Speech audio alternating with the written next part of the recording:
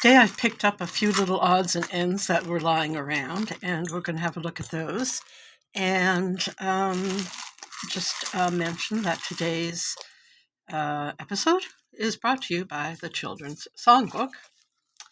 And this is what children used to get to play with. Oh my, things have changed. Where are you going to, my pretty maid?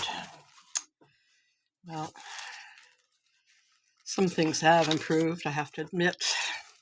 Okay, so we'll just put that back there. It's quite old, so they didn't know any better, unfortunately.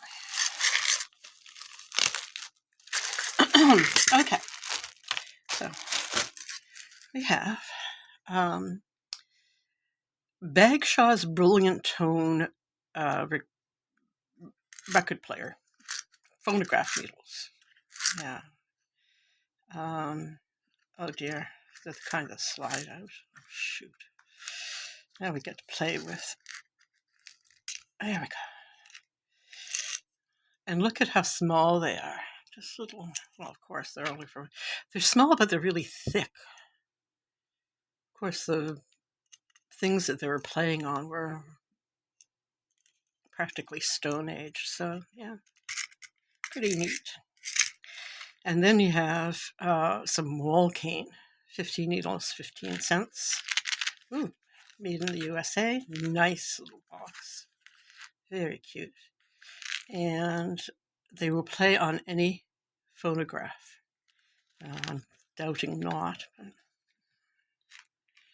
And what do they look like? Ooh. Pretty much the same, except pointier. You see that? Pointier at the end. Yeah, there's actually a sharp thing on it. Ouch. She said, proving her point. Ha ha ha. Proving point. Mm-hmm. Got it? Ha. Ah, my cats have left the room. Okay.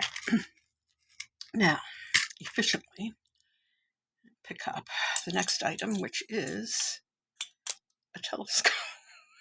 If you can believe it. I can't get any other parts to move. So this is what the way of looking, bird watching. If you're traveling light, this is your bird watching device. Because when I've tried using it just now, it's okay. Focuscape something, Woolenslee, Dorchester, USA, Rochester. Aha, Woolenslee, Rochester. So this is 1800s, and it's well scratched. But when you put it up to your eye, because you're only using one eye, it does magnify, but a very small area. So it's not like you can look across a landscape and see things up close. You have to zoom in on like one small thing. So bird watching, definitely. And moving along. You see this beautiful little box with a wonderful little painting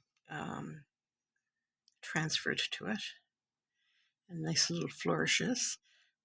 It's got a lovely wood grain. The bottom tells us it's from the early 1900s. And what's inside?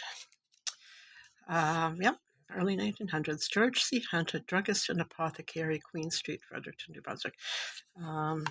I doubt that those were things that anything was put in there. It's probably sold gift boxes or trinket boxes as well as drugs. We all need a place to put our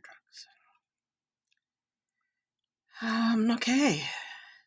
Let me wind your crank a little bit here with this hat. And it's peacock feathers. And this is a rayon organza with real peacock feathers in a turban style. That's the top. That's the side. And believe it or not, this has been made by the famous André, who was a designer, obviously, back in the 40s and 50s. So this is something that somebody paid a lot of money for it because it's designer quality, and then designers were raking it in. And it is actually, I have to admit, folded really beautifully into the shape that it's in. And considering the age, it's in very good condition. And I probably, in the day, would have been quite attracted to that hat if I had been around. So there's that hat.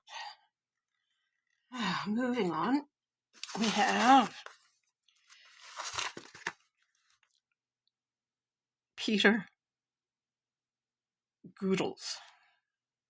Coddles. Oh, there we go. Peter Coddles. Oh, this is a long time ago. Okay.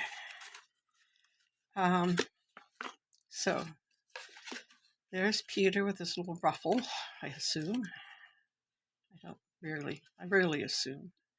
And here are the instructions. And, oh my.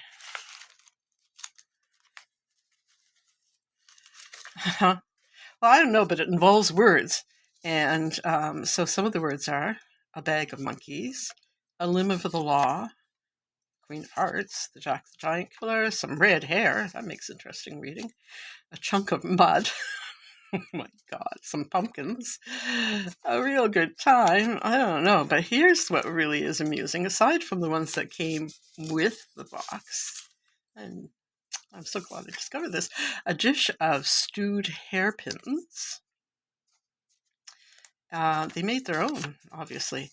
A can full of rotten peas. Oh my God, somebody had a sense of humor similar to my own. A basket of water. American Girl. A musical instrument. Somebody didn't have a sense of humor. An all-American Girl. Maybe these are the answers. A half-wit. Okay, that's it. I'm not going any further. Peter Coddle. I'm going to have to read up on this and maybe get my 2 or 3 remaining friends over for a party. Oh, here's one. A stuffed hog. Not referring to a politician, I'm sure. So, yeah. I'm going to have to put that aside for when I'm done with you guys. Okay. Mr. Coddles arrived safe in New York and proceeded at once to the hotel as directed. Stepping up to the clerk, he asked for blank. What is that? Said the clerk. Peter replied, I want blank. Well, you will not get it here, said the clerk. Okay, so it's sort of like that new version of making up crazy stories. What's that called? Anyway, it's fun. It's a good use of words. You can't go wrong being in the cosmetic industry of any kind, in any way. And this one, anything small speaks to me. And it is a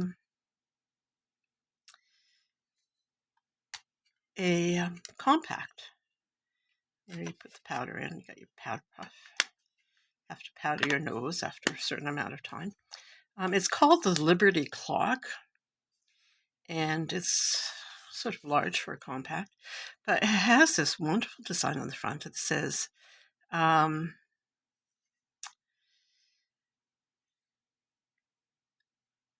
again, okay, take heed and see ye nothing do in vain. No time gone to ever back again.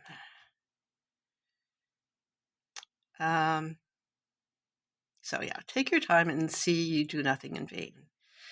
Time's not going to come back, and yeah, that's a good words to remember. But it's the images that are intriguing. You got your celestial, divine person, and I have no idea what that is.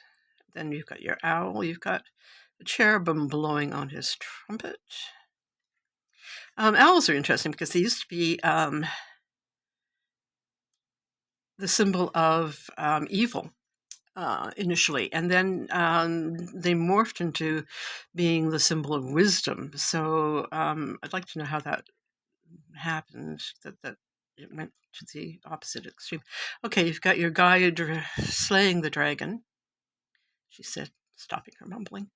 And we have maybe a phoenix or a rock bird. Don't know. And some kind of sunburst thing with a thing in it. Wow. Some more research going on. And last but not least, hey Marcus. My cat came back. Okay. This is a precious remembrance to a faithful soul. It's a certificate of confirmation and communion in the Catholic Church. It says Alan somebody received his first Holy Communion on the 28th day of June in the year 1897 and was confirmed in 1898. And it's an absolutely fabulous, well-detailed lithograph with the celebration of the sacraments as described or conceived by the Catholic Church. And you've got your personalized little picture down at the bottom with the inscription. And it's very nicely framed in a simple, there's probably once a little more gold than it is. Turning it over, we have the very typical antique 1800s, early 1900s version of framing with the thick board nailed in. And the nails are square, which indicates quite a bit of weight. Oh, okay. Well, here's an interesting thing, too. You have a green side to the frame. So at one point, it may have been greener on the top. Yes, you can see the little faded there. And then there's a little chip in the corner. But that's the only thing that's wrong with it. Oh, yeah, wait. Somehow, at some point, white spots got in there. So there's more story here than, just a simple picture. And we do hope that Alan found his path to salvation and is living a happy life somewhere in the great unknown. And I hope you do too.